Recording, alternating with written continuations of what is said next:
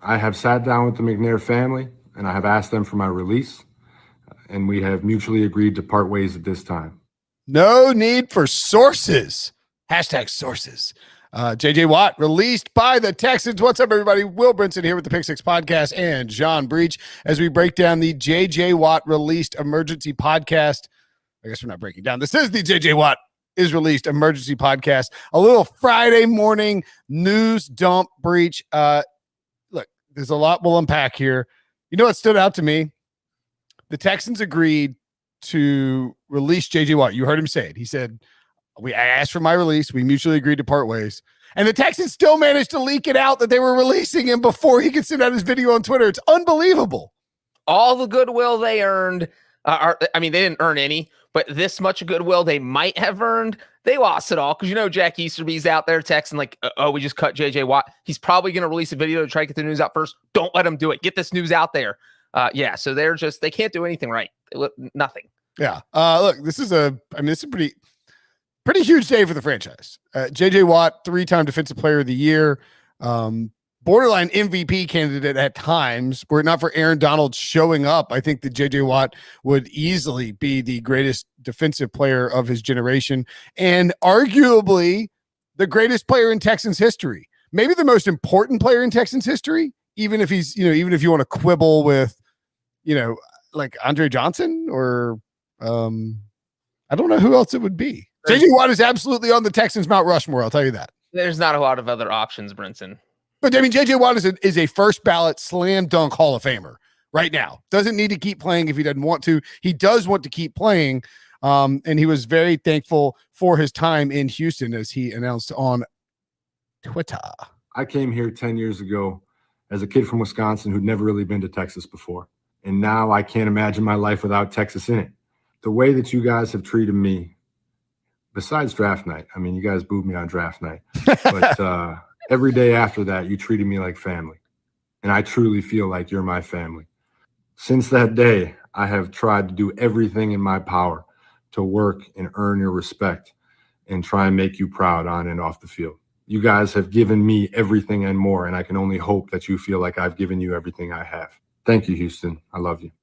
Yeah, look, it's hard to imagine the Houston Texans without thinking about J.J. Watt first and foremost. And, of course, the big flood in Houston that did so much damage. Watt stepped up in major humanitarian and philanthropic ways, donated a ton of money. Obviously that's secondary to, you know what? It's primary. It's more important than what's on the field. Just because of, how he just, dove. He's like, I don't know. I don't even think of him as like a Wisconsin guy. I think of him as a Texas guy. I don't know. That's weird. I hadn't even thought about that. In my head, J.J. Watt is just like very Texas, and he, that has come to pass, I think. You know who does think of him as a Wisconsin guy? Everyone in Green Bay who was literally getting their one piece of stock saying, I'm a part owner. I'm calling the front office and I'm telling them to sign J.J. Watt right now. He is wearing a Wisconsin sweatshirt in his video. Nothing screams bring me back to Wisconsin more than wearing this Wisconsin sweatshirt. Also, are we sure this was not like some sort of hostage-like video that Deshaun Watson made J.J. Watson do? Let's make the franchise look as bad as possible, man. I want to get out. You want to get out. Let's plan this together, please. But yeah, everything you said, it is. I think the big thing is, if you're literally any other team in the NFL, you thought, man, I can tell J.J. Watt wants out, because if you've been following J.J. Watt on Twitter, he has literally been throwing the Texans under the bus for the past 6 months. They fired their PR person, Amy Palcic.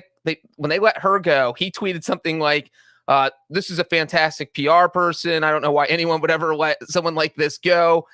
Not being too subtle with the shade. Then the Texans fired their equipment staff. And those guys are important to the players. They get to know the players. They make sure your shoulder pads hit, your helmets hit. The players are usually pretty tight with those guys. The Texans let those guys go last week. And J.J. Watt, again tweets out, these guys are awesome. This was dumb. You could just see the separation coming. Let's get it right. It's a subtweet. Yeah, subtweet. There we go.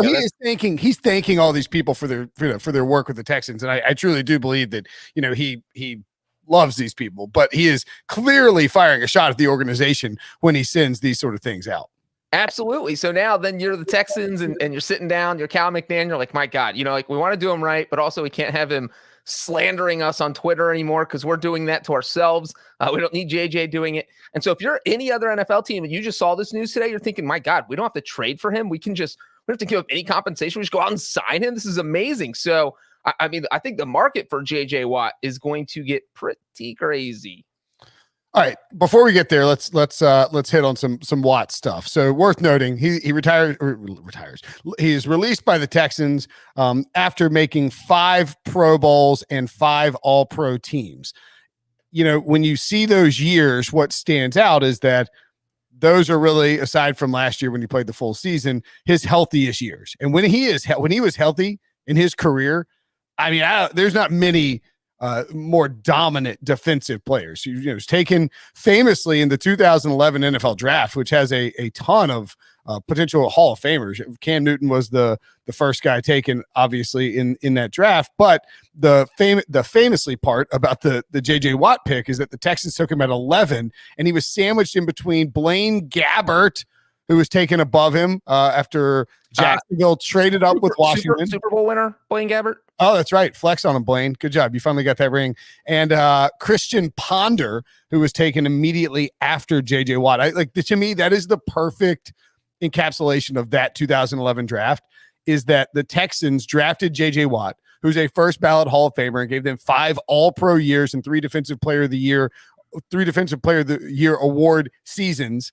And there were 2 just garbage quarterbacks, and Texans fans booed the pick. I mean, it's so perfect. That is everything about that draft. Anyway, he was taken with the 12th overall pick, 11th overall pick. Lucky 11. That's my favorite number. Immediately comes in for the Texans and makes an impact, had 5.5 sacks his first season, and then exploded in his second season. 2012, led the league in sacks with 20.5, led the league in tackles for loss 39, and led the entire NFL, including quarterbacks, in approximate value, according to Pro Football References, all-encompassing stat that sums up how good a season was. With 19, he did not, 20.5 was his, he did that twice in terms of sacks, but he also led the league with 17.5 in 2015. And you could argue that 2014 and 2015, 25 and 26-year-old seasons were maybe the best. I don't know. I mean, he was just that is an insane number of sacks in a 4-year stretch for a guy who often played on the interior. He had 69 sacks. Nice. From 2012 to 2015. I mean, and he hadn't been healthy really. 2018, he had a bounce back season, played all 16 games. 2019 missed 8. 2016 and 2017, rough years for him health wise. You do feel like he could end up going somewhere else and being able to sort of squeeze the most out of whatever he's got left under the hood, because at 31, has he turned 32 yet? No, he turns 32 on March 22nd. He's still got something in the tank, Breech. Yeah, absolutely. I mean, if you watched him last year, I think that became pretty clear, because there was some question. He in 2019, he got injured, only played 8 games, so he missed half the season. And so coming into 2020, there was some question about whether or not, hey, is this still J.J. Watt? Is he still good? And what did he do? He didn't get injured. He played all 16 games. He had a fantastic season. I mean, maybe by J.J. Watt standards, not fantastic by the average defensive player standards. I mean, he had 5 sacks. He had a pick 6 in 2020. So he did some big things. He just wasn't the J.J. Watt we're used to saying, because the Texans just weren't that good. But he still is a very, very good player, and he could still make a huge difference on a defense. I mean, you put him somewhere where he's not being double teamed, and again, we'll talk about landing spots in a second, but if he's playing next to Aaron Donald, J.J. Watt's going to do some damage. The Texans just didn't have, they have had players like that in his career where Stevens turned into complete crap. I mean, it was a great unit for a long time, and he anchored it, and now it was garbage last year. Exactly. And so now, man, if I am J.J. Watt, I'm just going through rosters, man, where do I want to go? Well, where should he go? Let's talk about that. I mean, I think obviously the first 2 places that come to mind, one, Green Bay, where he's wearing a Wisconsin shirt. That's home to him. The Packers are a team that are in contention for the Super Bowl. Let me just say real quick, because you asked where he should go. I made a list right before the podcast started of places I thought he should go. We don't have to go through it. And I listed 14 teams. So that have a compelling reason to try and add JJ Watt. That's insane because that's almost half of the NFL. So back to the Packers. No. I think that's a great call. Look, I also think if you're talking about JJ Watt, so this is a guy that I don't think the Texans ever made it out of the divisional round, right? No. They've won a wild card game, I know for sure. They beat the Bengals twice. And I was going to make an Andy Dalton joke because JJ Watt had a pick six off of Andy Dalton. Oh, he missed. But I think JJ Watt will be extremely interested. And I don't want to, this isn't pejorative. I think JJ Watt will be a ring chaser this offseason. He's been in the playoffs 6 times, lost in the divisional round 4 times. And the other 2, they lost in the wild card round. So they've never gone further than that. And remember that for the majority of JJ Watt's career as a Texans player, he didn't have Deshaun Watson there, or I think he's probably been to the playoffs. Oh, I'll look it up. He has been to the playoffs how many times? 6. Yes, I know that. But since Deshaun Watson was drafted, just twice, right? Or 3 times. No, twice, because they lost to Kansas City 30-0 with Brian Hoyer. And then in 2009, because Watson was drafted in 2017. So 2019, they played Indianapolis and Andrew Luck.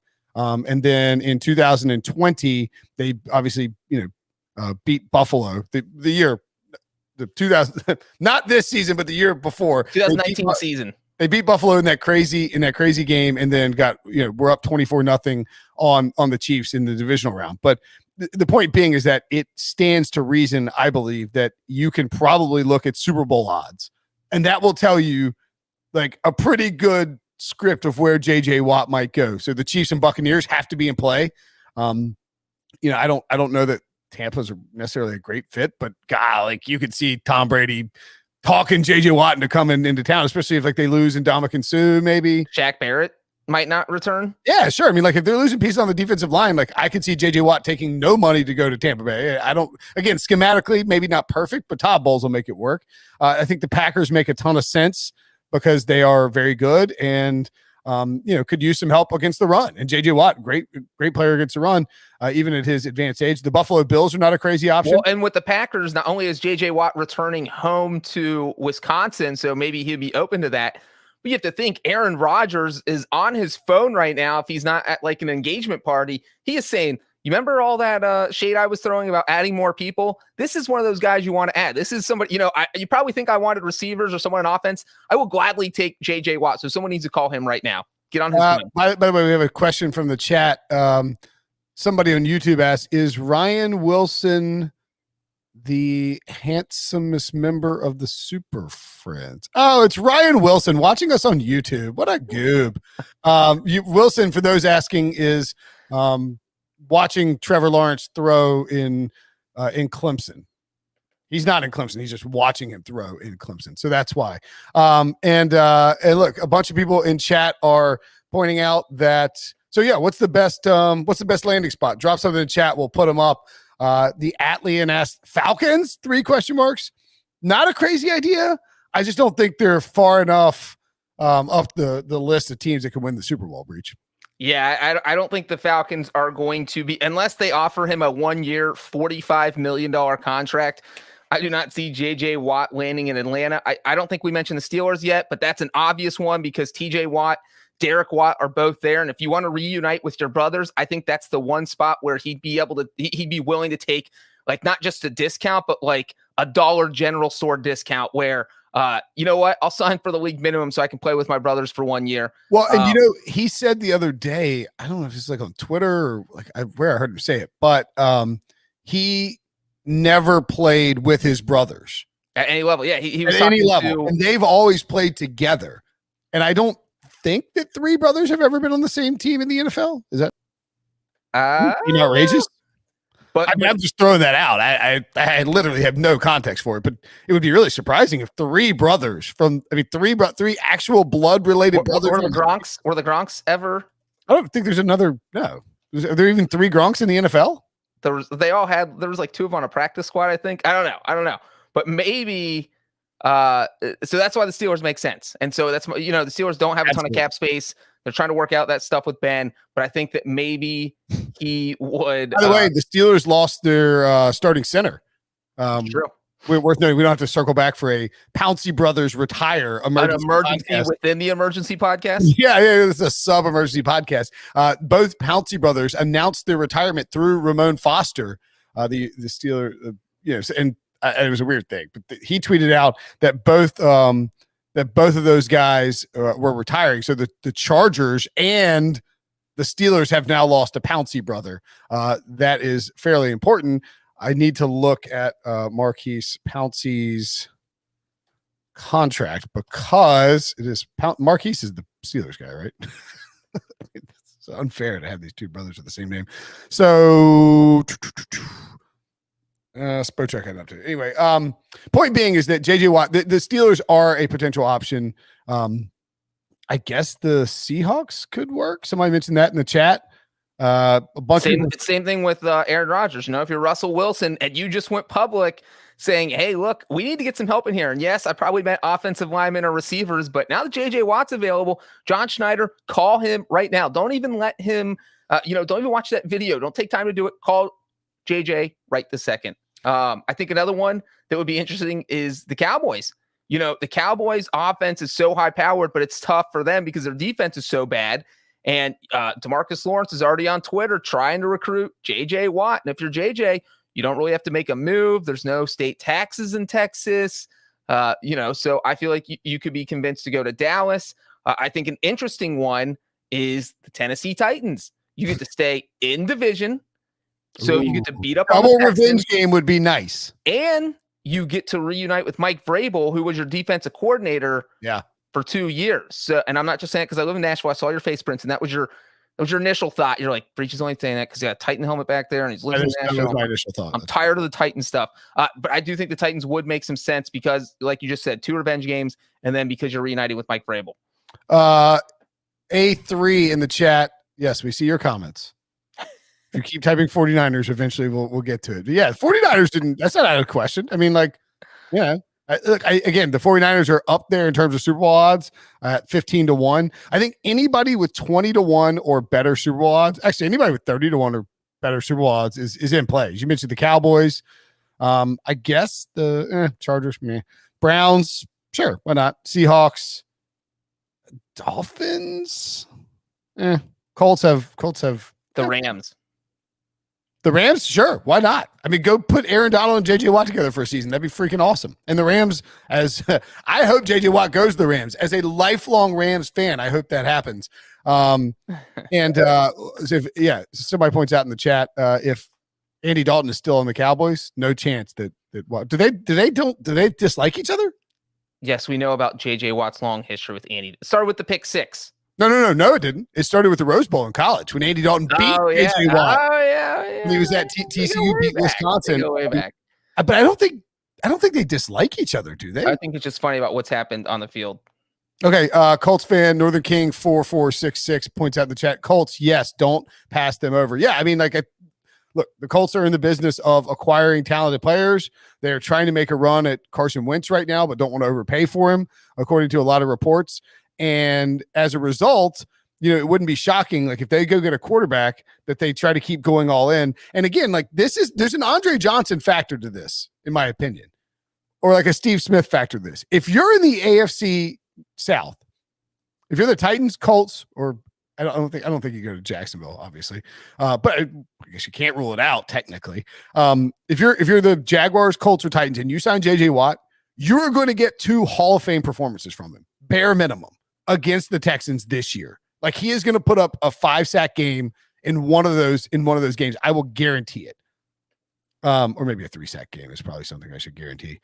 The Ravens. Did we talk about the Ravens? I was going to say any team in the AFC North, probably the Bengals last because they were the worst last year. They all play the AFC South. No, just because they're all good. You're talking about with the Super Bowl odds, the Ravens could absolutely use the pass rush. You put JJ Watt in that defense. And now you have Lamar Jackson at offense. That's a strong team. The Browns, if there's one thing they actually do need, it is pass rush. They have the cap room to do it. So I think the Steelers, Ravens, and Browns could all make sense. And I don't think that the Bengals, I don't think he would even answer the phone if the Bengals called. But you know what? You throw the Bengals in there. I'll throw the Bengals in there. And somebody pointed out that Watt called Dalton the Little Red Rider BB gun. I do remember that happening now, but I want to say that that JJ Watt apologized to him. Yes, here we go. Deadspin. The lame Andy Dalton JJ Watt beef has come to an end. Yeah, Watt said it wasn't lame. It was an amazing. You're just trying to get to quote me on. I'm not going to give it to you. I'm sorry. He said he's sorry to Andy Dalton. And like Andy Dalton and JJ Watt are not the type of dudes to hold a beef against each other. Like that beef ain't real. It ain't happening. So I'm not gonna count that. I don't know why people are comparing. Why are people talking about the Rockets in the chat? The Rockets and the Warriors. The Bucks are the new Warriors, apparently. Any other teams that could come to mind for you, Breech, before we I would just say that any team with cap space, Washington has a lot of cap space. They went to the playoffs this year. Feel like their defense is loaded. They probably don't need JJ Watt, but again, it's JJ Watt. If you can get him for a year, you're probably going to take him. At division, it's potential that Carson Wentz is traded out, which I mean, I know Carson Wentz sucks, but like that would, I don't think if Carson Wentz is traded that it makes the Eagles an immediate content. It doesn't like boost their contention possibilities. Right. And real quick, the teams that made the playoffs last year with the most cap space are the Colts, Washington, the Buccaneers, the Browns, and the Ravens. Those are your top 5 teams that made the playoffs with the most cap space. All right. What do you think that this does? Oh, yeah. Somebody has pointed out as well. The Chicago Bears, I guess, could be in play because his wife plays for the Chicago soccer team, I believe.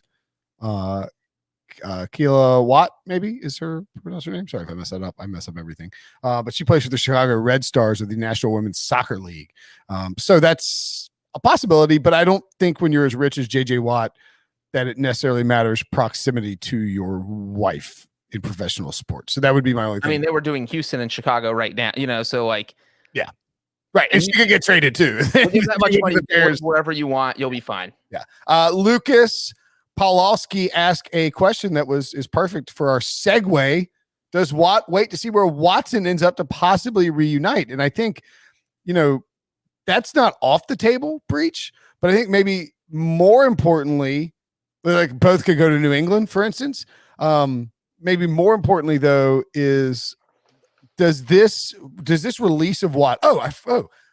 So the Texans leaked out that they released JJ Watt, did the nice thing by him instead of trading him so he could pick his destination. So either the Texans in my mind, so one of 3 things. Either the Texans couldn't trade him, the Texans are idiots, or the Texans, I guess the 2 things. The Texans are either nice idiots or they couldn't trade him. Which one is it?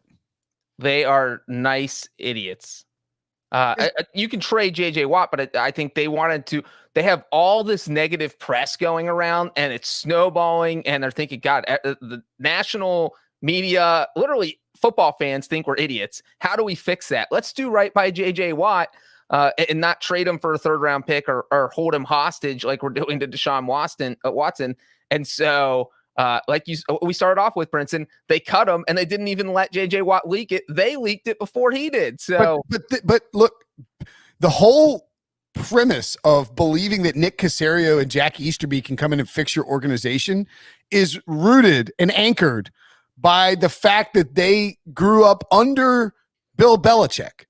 Do you know what Bill Belichick would never do in a million years? Sacrifice a 3rd round pick to be nice for good PR. Like that's bad business. And maybe they couldn't have got anything for him. Like that's possible because he does have a $17 million cap hit. But if they could have gotten something for him and they cut him, they released him, mutually released him, or whatever you want to phrase it, to be nice and for good PR, then that's the biggest red flag we've seen yet. So with Watson, does the fact that they acquiesced to JJ Watt's request give you hope that Deshaun Watson will end up somewhere else?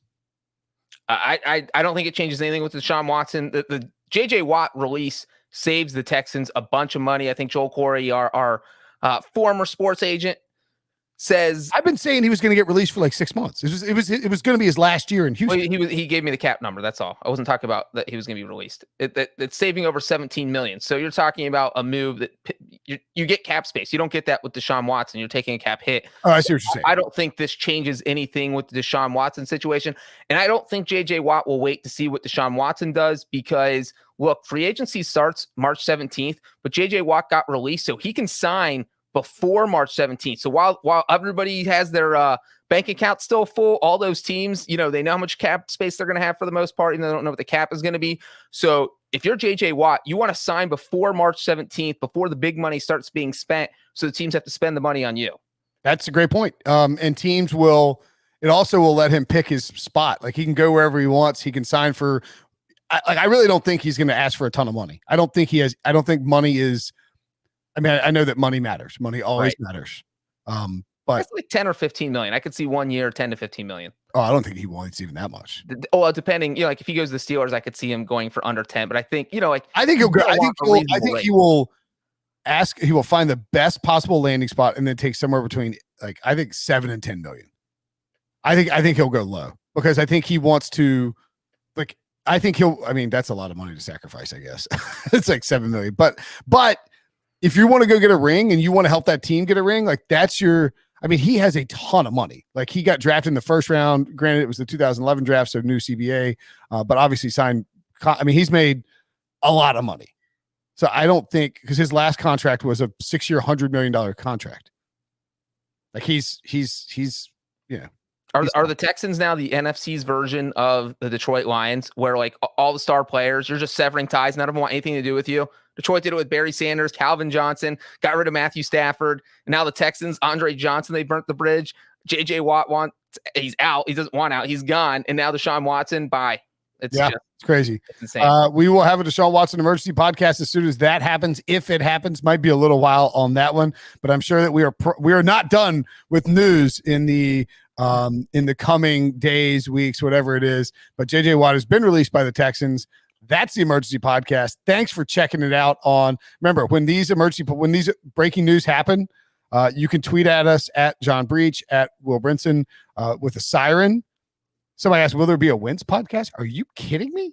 Yeah, there'll be a Wentz podcast. We just said JJ Watt got released podcast. If Wentz gets traded, we go live. So what we're going to do this offseason is, if breaking news happens, we will go live on YouTube and Twitch. So make sure, yes, Debo will be on the Wentz podcast. Is there going to be an Andy Dalton emergency podcast, Will? No, that's not big enough. Andy Dalton, but subscribe to YouTube, subscribe to Twitch, youtube.com/pick6 and twitch.tv/CBS Sports HQ, and you'll get alerts. If I said somebody's name wrong, apparently you'll get alerts if we go live, and we will go live for breaking news. So make sure and subscribe. Thanks, guys. Appreciate you all hopping in the chat. No, there will not be a podcast. Yeah, if Joe Burrow asked to be released, we'll do a podcast. Anyway, see you guys later. Enjoy your Friday. Have a great weekend.